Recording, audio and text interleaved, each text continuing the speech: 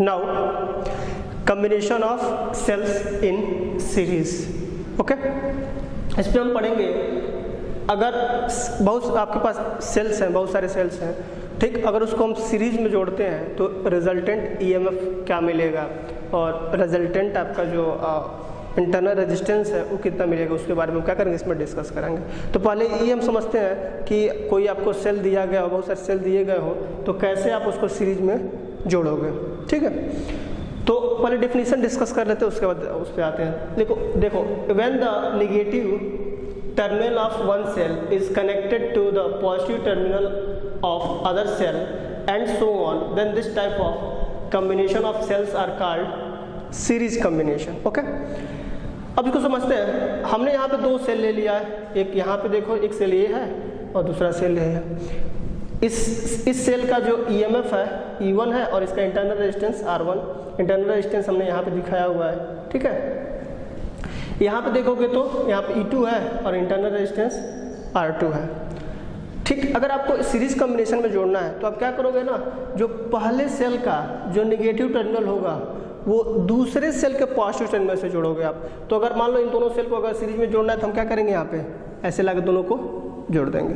तो कौन सा कॉम्बिनेशन बन गया, सीरीज कॉम्बिनेशन बना। अब जब सीरीज कॉम्बिनेशन आपका ये बन गया तो फिर इन दोनों का कुछ ना कुछ इक्विवेलेंट आपको ईएमएफ मिलेगा और इन दोनों का कुछ ना कुछ इक्विवेलेंट इंटरनल रेजिस्टेंस मिलेगा। अब उसकी वैल्यू कैसे क्या होगी, कैसे होगी, उसको हम डिस्कस करते हैं। सपोज इसको हमने जोड़ा तो ये E1 E2 है, जोड़ने के बाद हमने क्या किया, इसको हमने इक्वल मान लिया कि इन दोनों को जोड़ने के बाद आपको इक्विवेलेंट ईएमएफ E इक्विवेलेंट मिला और इंटरनल रेजिस्टेंस R इक्विवेलेंट मिला। ठीक, ये हमने बना लिया।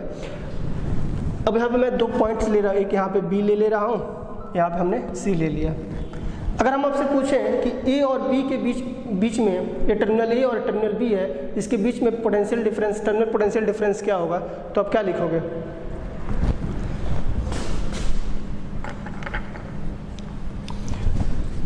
यहाँ पे मैं लिख दे रहा हूँ। अगर तो VAB terminal potential difference between A and B कितना होगा, VAB की वैल्यू किसके बराबर होगी, VA माइनस VB के बराबर होगी। अरे पोटेंशियल डिफरेंस है तो हम क्या करेंगे, हायर में से लोअर घटा देंगे। ये जो पॉजिटिव वाला हायर पोटेंशियल जो माना जाता है, नेगेटिव वाला लोअर पोटेंशियल भी माना जाता है, तो इन दोनों के बीच में पोटेंशियल डिफरेंस होगा वो कितने के बराबर होगा, VA माइनस VB के बराबर होगा। और ये किसके बराबर होगा, अगर मान लो अगर EMF इसका क्या है E1 है और इंटरनल रेजिस्टेंस R1 है। ठीक, एक चीज़ और, ये जो आपका सीरीज कॉम्बिनेशन होता है ना, इसमें जो करंट की वैल्यू होती है वो सेम होती है। अगर मान लो करंट आपका ऐसे जा रहा है, अरे करंट पॉजिटिव से ही तो निकलता है, मतलब नेगेटिव से एंटर करता है, पॉजिटिव से निकलता है, तो जो करंट होगा वो सब में क्या होगा, सेम होगा। देख रहे हो ना आप, तो करंट की वैल्यू सेम हो गई। अब करंट की वैल्यू सेम हो गई, इसका मतलब अगर इस फर्स्ट वाले को हमने निकाल रहे थे, अगर इसका EMF E1 है फर्स्ट वाले का और इसका इंटरनल रेजिस्टेंस R1 है, तो हम फार्मूला भी पढ़े हुए हैं E माइनस IR। ये किसका होता है, V का ये फार्मूला होता है, यही तो होता है। तो यहाँ से हम क्या लिखेंगे, E1 माइनस IR1, ये बना, एक इक्वेशन बन गया। Terminal potential difference between A and B हो गया। अब हमको निकालना सेकेंड सेल के टर्मिनल पोटेंशियल डिफरेंस क्या होगा, उसकी वैल्यू हम निकालते हैं। तो अगर यहाँ से आप देखोगे तो terminal potential difference between A and C can be write here VBC, यही तो है, B और C के बीच में निकालना हमको टर्मिनल पोटेंशियल डिफरेंस। और ये क्या होगा, VB माइनस VC, और ये किसके बराबर होगा, यहाँ पे इसका EMF E2 है और इंटरनल रेजिस्टेंस कितना R2 है, तो यहाँ से हम लिख लेंगे E2 माइनस IR2। ठीक है, ये वाला फार्मूला हमने क्या किया, यूज़ किया हुआ सेम।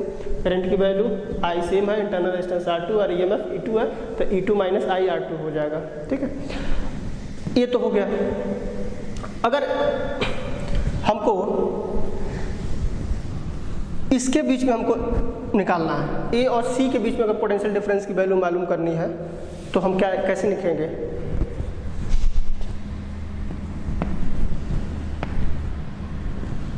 तो VAC,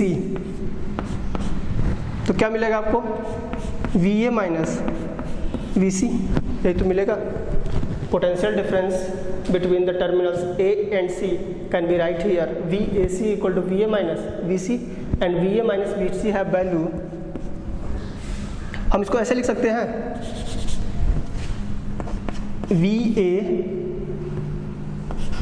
minus V V plus V B minus V C, यही तो मिलेगा। आप इसको ऐड करोगे तो देखो वी बी कैंसिल हो जाएगा, V A minus V C मिला और यही तो है V A minus V T, मतलब इसको हम ऐसे लिख सकते हैं। और V A minus V B कितने बराबर है, E one minus I R one,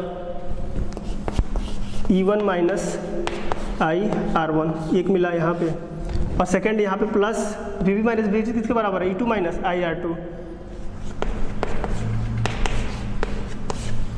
ये तो आपका वी ए सी मिला। यहाँ पे देखोगे तो ये दोनों को हम एक साथ लिख सकते हैं, इन दोनों को एक साथ लिख सकते हैं। तो फाइनली अगर हम वी ए सी की वैल्यू लिखें, वी ए सी की वैल्यू लिखें तो हम क्या लिख सकते हैं, E one plus E two minus I R one plus R two. Okay, इसको इक्वेशन हम क्या मान लेते हैं, फर्स्ट मान लेते हैं, ठीक है, इक्वेशन फर्स्ट ये हो गया, ठीक है। इसको ऊपर वाले मिटा दें।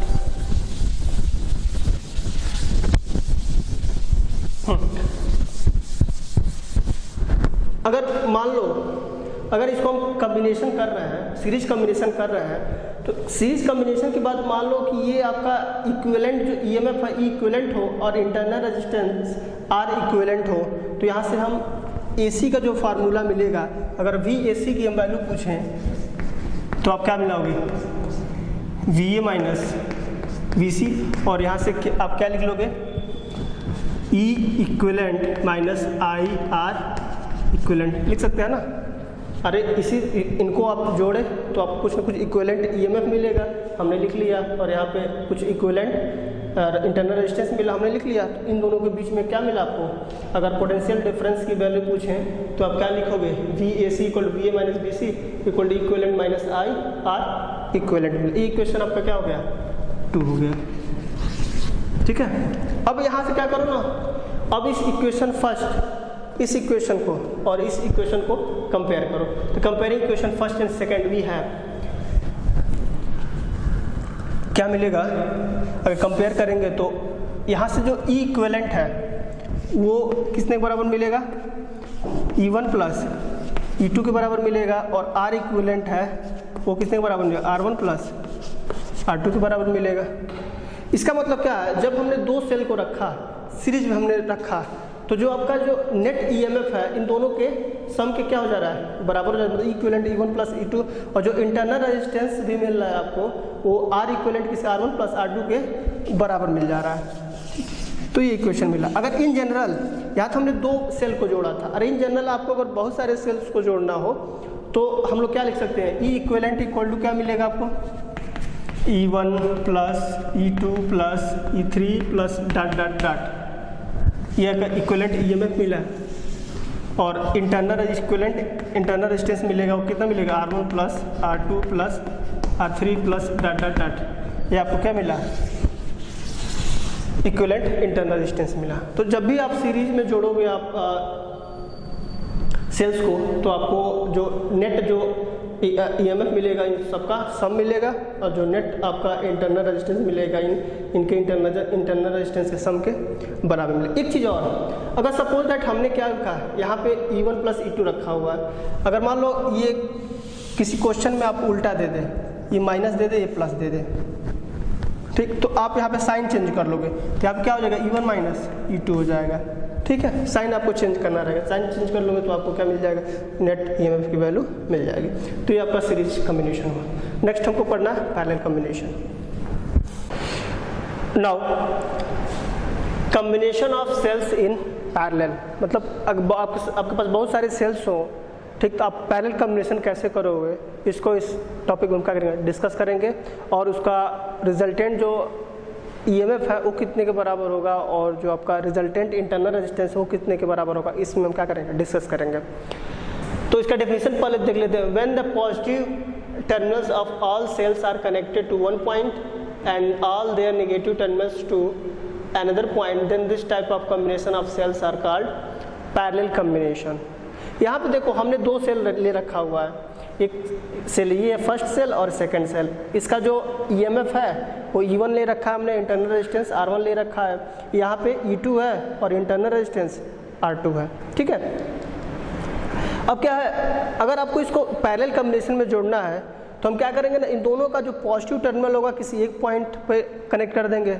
मान लो हमने यहाँ पे कनेक्ट किया, B1 पे कनेक्ट किया हुआ है, और इन दोनों का जो नेगेटिव टर्मिनल है वो कहाँ पे कनेक्ट कर लिया हमने, इस B2 पे कनेक्ट कर, किसी दूसरे पॉइंट पे कनेक्ट कर लिया।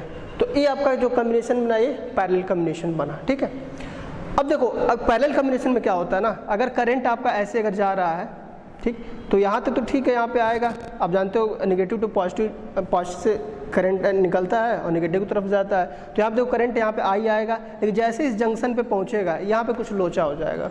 लोचा क्या होगा, यहाँ पे जो करंट है दो पार्ट्स में डिवाइड हो जाएगा। ये आपको KCL पढ़ाया जाएगा तो आप समझोगे। फिलहाल पहले आप समझोगे, जैसे जंक्शन पे आएगा यहाँ पे दो पार्ट में टूटेगा। मान लो इधर आपका I1 जा रहा है और इधर I2 जा रहा है, तो I1 करंट इस फर्स्ट सेल से पास करेगा, इसके होते हुए यहाँ पे आएगा, और I2 करंट ऐसे होते हुए यहाँ पे आएगा। दोनों सम करके फिर से क्या बना लेंगे, I बना लेंगे, ठीक है। तो ये आपका करंट हो, तो इसका मतलब यहाँ करंट I की जो वैल्यू हम पूछे हो आप क्या बताओगे, I1 प्लस I2 के बराबर बताओगे, ठीक है। इसमें हम क्या करेंगे ना, इसी I1 और I2 की वैल्यू निकालेंगे, इस इक्वेशन में पुट करेंगे और हम रिजल्टेंट फाइंड आउट करेंगे। रिजल्टेंट EMF कितना होगा, रिजल्टेंट आपका जो इंटरनल रेजिस्टेंस है कितने के बराबर होगा, ठीक। तो हम क्या करते हैं, इस इक्वेशन में देखो फर्स्ट सेल के लिए देखो, the potential difference between first cell is given by, क्या होगा, V इक्वल टू क्या होगा। हाँ, एक चीज़ और, जो अगर पैरेलल में हम जोड़ते हैं ना, इन दोनों के बीच में जो पोटेंशियल डिफरेंस होगा वो सेम होगा। मतलब जो पोटेंशियल डिफरेंस इसके बीच में होगा वही पोटेंशियल डिफरेंस यहाँ पे होगा। देखो यहाँ पे, तो ठीक, तो यहाँ पे V इक्वल टू क्या हो जाएगा, E1 माइनस IR1। ये फर्स्ट सेल की बात चल रही है। E1, अरे नहीं सॉरी, करंट कितना है यहाँ पे, I1 है। मतलब potential difference across cell first cell is given by V equal to E1 minus IR1। यहाँ से I1 की अगर वैल्यू हम निकालें तो मिलेगा, यहाँ से ऐसे लिख सकते हैं हम लोग, IR1 equal to E1 minus V। इसको हमने इधर लेके आए, इसको हमने इधर कर दिया, तो यहाँ पे जो I1 की जो वैल्यू मिल गई वो मिली E1 minus V by R1। ये इक्वेशन क्या मिला, फर्स्ट मिला। अगर यही काम हम पूछें कि इसके अक्रॉस आप पोटेंशियल डिफरेंस की वैल्यू निकालो, तो जो पोटेंशियल डिफरेंस की वैल्यू V वो किसके बराबर होगी, सेकेंड सेल के लिए। V इक्वल टू क्या हो जाएगा, E2, यहाँ पे देखो आप EMF E2 है, माइनस करंट इसमें कितना फ्लो कर रहा है, करंट इसमें I2 फ्लो कर रहा है और रेजिस्टेंस इसका R2 है। तो हम लिख देंगे I2 इंटू R2। यहाँ से हम ऐसे लिख सकते हैं I2 R2 equal to E2 minus V, और फाइनली जो I2 की जो वैल्यू मिलेगी वो कितने मिलेगी, E2 minus V divided by R2। ये इक्वेशन सेकेंड मिल गया। अब क्या करेंगे, इसी इक्वेशन फर्स्ट और सेकेंड को हम क्या पुट करेंगे, इस इक्वेशन में पुट करेंगे। तो फाइनली हम लिख सकते हैं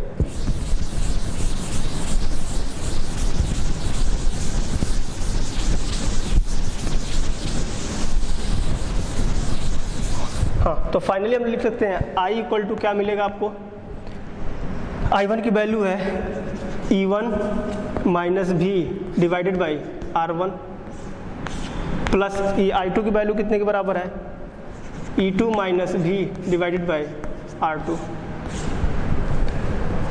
और इसको हम लोग ऐसे लिख सकते हैं, इसको डिवाइड कर लेते हैं अलग अलग, तो मिलेगा E1 by R1 minus V by R1 plus यहाँ से मिलेगा आपको E2 by R2 minus V by R2। अब इस जो EMF वाला टर्म है उसको एक साथ, और ये वोल्टेज वाला टर्म है एक साथ कर लेते हैं। तो फाइनली आपको मिलेगा E1 by R1 plus E2 by R2 और यहाँ से माइनस V कॉमन, देखो यहाँ दोनों में V कॉमन हो जाएगा तो V 1/R1 प्लस 1/R2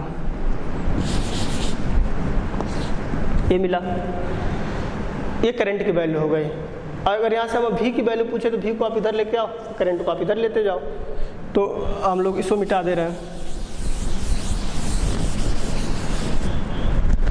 तो फाइनली हम इसको ऐसे लिख सकते हैं V 1/R1 plus 1/R2 equal to E1 divided by R1 plus E2 divided by R2 और माइनस I। ठीक है, अब इसको इधर डिवाइड करें तो मिलेगा आपको V इक्वल टू मिलेगा E1 by R1 plus E2 by R2, और जब ये डिवाइड में जाएगा, या सॉरी यहाँ पे थोड़ा सॉल्व कर लेते हैं इसको पहले। यहाँ से अगर V की हम वैल्यू पूछें तो यहाँ से अगर निकालोगे तो आप मिलेगा, यहाँ से LCM लोगे तो इधर R1 प्लस R2 हो जाएगा और यहाँ पे R1 R2 मिलेगा इक्वल टू मिलेगा E1 R1 plus E2 R2 minus I। ये मिला आपको। अब हम क्या करेंगे, इसको इससे डिवाइड करेंगे, इसको इधर लेते आएंगे, तो इधर लेके आएंगे तो मिलेगा आपको V इक्वल टू